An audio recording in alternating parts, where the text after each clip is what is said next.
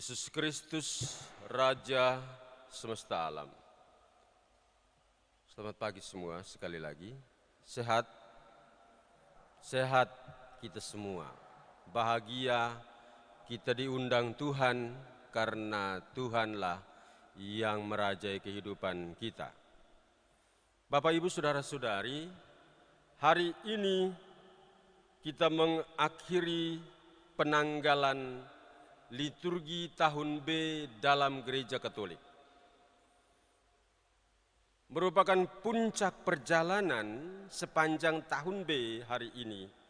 Lalu hari ini dimahkotai dengan perayaan besar dalam Gereja Katolik, yakni Hari Raya Yesus Kristus, Raja semesta alam, Raja kosmos, Raja untuk segala bentuk kehidupan di dunia ini. Tetapi dia juga bukan hanya Raja kosmos semua kehidupan di dunia ini. Dia juga adalah Raja eskatologis yang akan menjatuhkan penghakiman kepada setiap orang, Anda dan saya, pada akhir kehidupan kita masing-masing. Kitab Daniel dalam bacaan pertama menampilkan mimpinya. Kitab Daniel melukiskan mimpinya tentang Tuhan pemilik keabadian.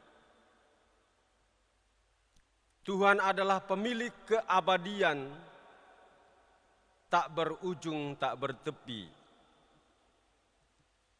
Intinya adalah mengatakan kepada kita bahwa anak manusia diberikan kekuasaan, kemuliaan sebagai raja.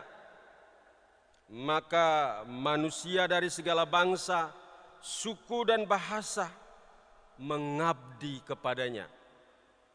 Sifat kekuasaannya kekal abadi, kerajaannya tak pernah musnah.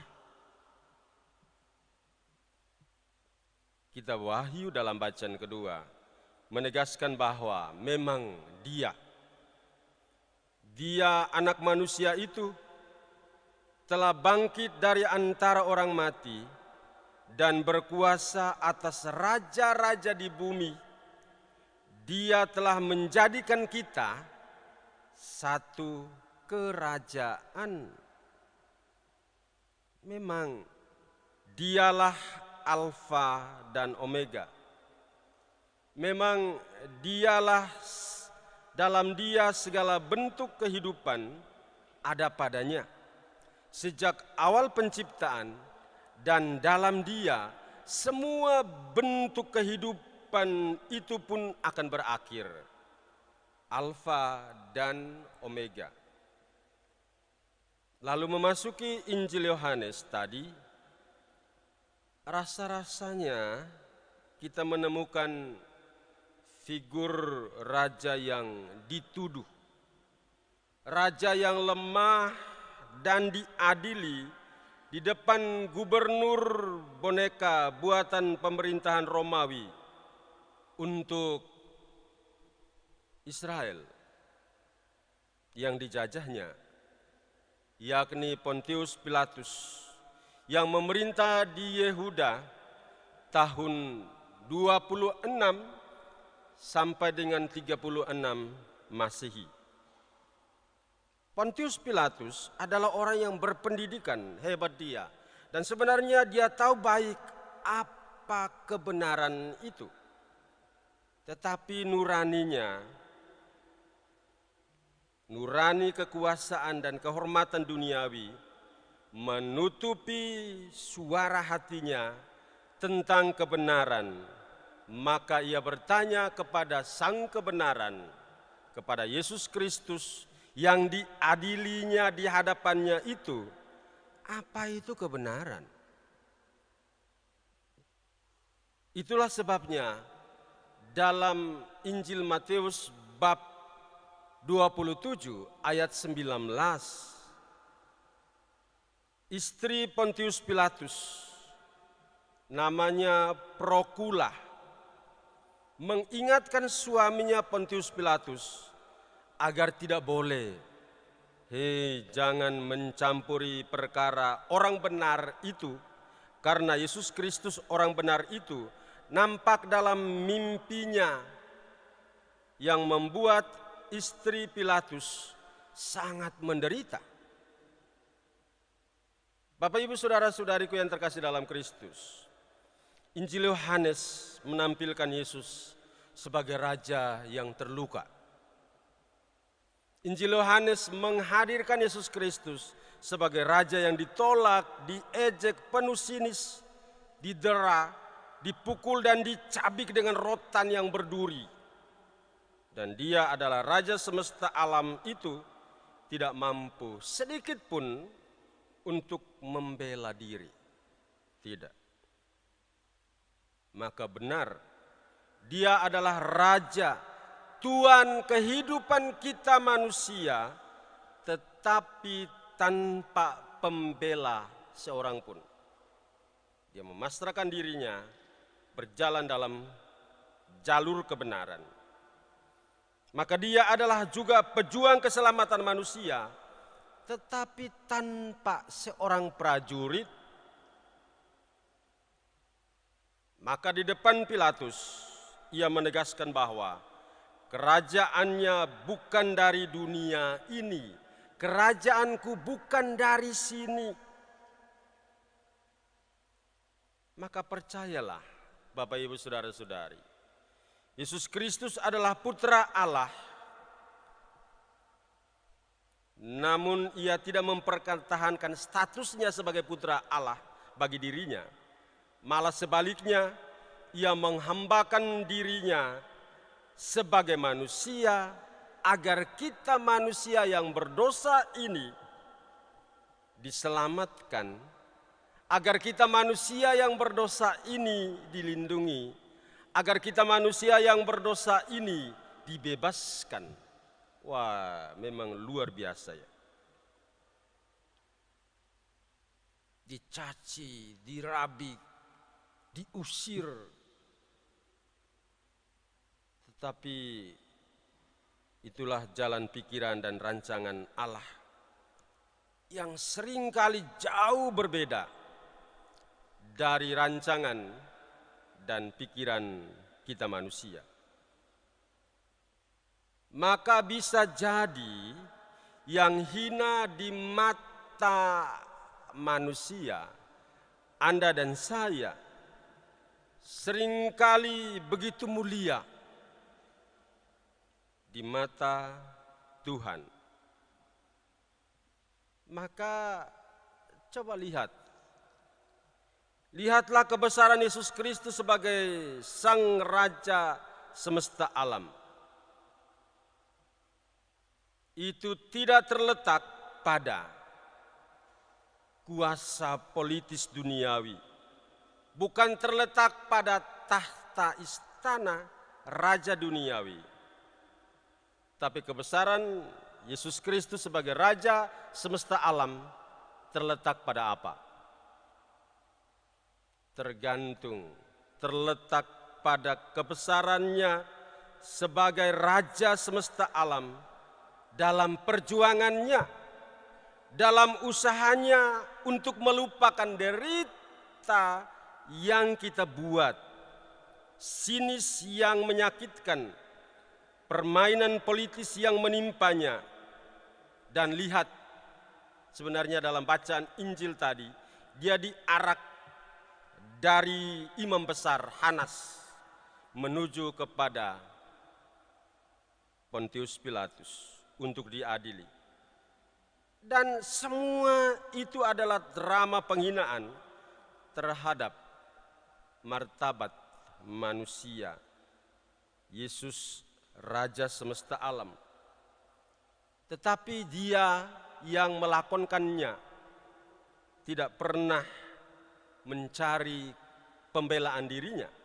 Justru yang dibuat itu adalah diterimanya untuk menyelamatkan orang yang memberontak melawan dia, manusia. Mengapa? Karena kerajaannya bukan dari sini. Kerajaannya adalah kerajaan cinta kasih. Kerajaan Yesus Kristus adalah kerajaan pengampunan. Maka semakin manusia di bumi ini menghina dia, entah dia sebagai jin, entah dia sebagai setan yang dilihat dengan mata sebelah, semakin kita juga melupakan dia. Semakin kita menista dia, semakin kita mengejek dia, karena permintaan doa-doa kita belum terkabulkan. Justru dia semakin mencari Anda untuk dicintai. Justru dia semakin mencari Anda untuk diselamatkan, untuk diampuni, dan membuka hatimu untuk tahu bahwa dia Raja semesta alam, melindungi kehidupan. Bapak, Ibu, saudara-saudari, kekuasaan yang digunakan oleh Yesus Kristus semesta alam bukan untuk merugikan orang lain, baik nama dan pribadi. Tetapi kuasanya adalah kuasa untuk menolong, kuasa untuk menyelamatkan, kuasa untuk membebaskan dan menghidupkan. Namanya saja juru selamat. Nah, kalau juru selamat kerjaannya apa? Orang bilang kalau juru masak kerjaannya masak, enak lah.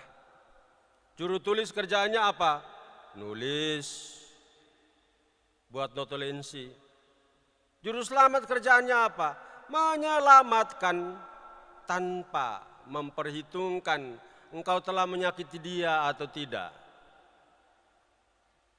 Maka Tuhan Yesus meraja dengan memberikan keselamatan, memberikan kehidupan sekarang dan nanti, karena dia adalah Alfa dan Omega.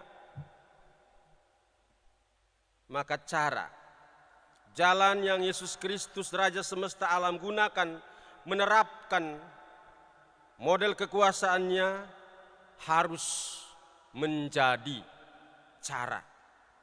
harus menjadi bagian dari kehidupan kita sebagai pengikut Yesus Kristus Raja semesta alam. Kita semua, Anda dan saya, kita dipanggil bukan untuk mencari aman bagi diri sendiri, hanya doa untuk diri sendiri. Kadang berdoa pun tidak konsentrasi, hanya untuk diri sendiri, hanya mengurus zona aman saya sendiri. Bolehkah kita seperti dia? Sekalipun menderita, dicabik, disinis, tapi kita berdoa untuk orang lain. Kita semua dipanggil untuk membangun kerajaan cinta kasih, melakukan apa yang Yesus Kristus Raja semesta alam ajarkan untuk kita. Salah satunya adalah tergerak hati oleh belas kasih kepada sesama. Dalam masa pandemi dan situasi Palangkaraya, korban banjir banyak, kita menjaga zona nyaman kita. Baiklah. Tapi bagimanalah sikap kita sebagai pengikut Yesus Kristus? Apakah berkat yang kita terima, rezeki yang dititipkan kepada kita, kita pun mau berbagi dengan orang lain? Secuil sedikit saja itu berkat.